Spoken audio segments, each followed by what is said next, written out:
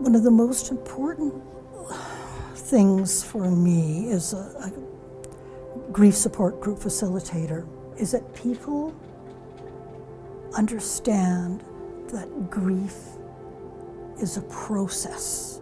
It's not an illness that needs to be fixed. We can't take it away. The pain is real. The pain is there. And so I'm hoping through this dance, in the midst of those beautiful photographs, people can recognize, oh, this is normal. When I feel angry, oh, this is a part of grief. Oh, sometimes I feel paralyzed and I can't move. That's a part. That's what I'm hoping, to be an understanding of the complexity of grief.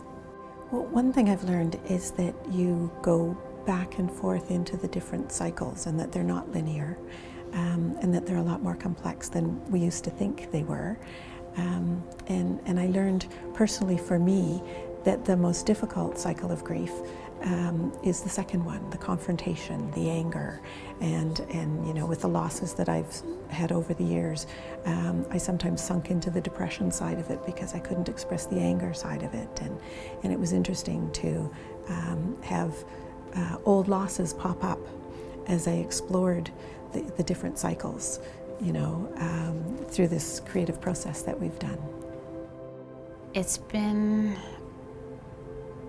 tons of personal reflection. I've danced for a long time, and I think this has been one of the hardest movement pieces I've ever had to communicate, just because when you're trying to situate yourself in the space in the movement, you're really situating yourself in your own grief.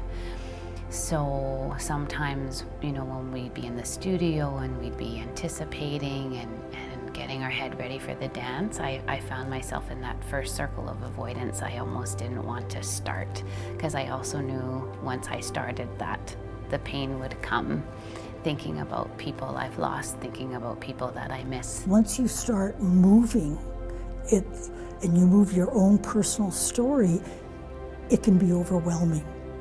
It brought out how unique grief is for each individual.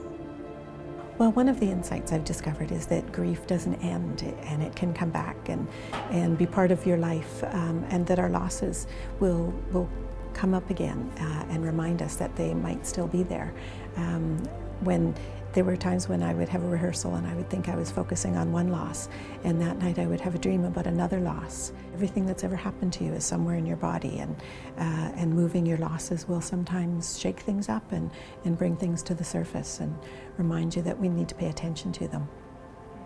Grief, it's physical, it's physically exhausting, it's mentally exhausting, and that by the end, that's exactly what it felt like. You're just a bit spent, just because you're feeling so intensely. You know, when we lose someone we love, we're always going to feel that. We're always going to feel that, and that it doesn't go away, and that's part of being a human.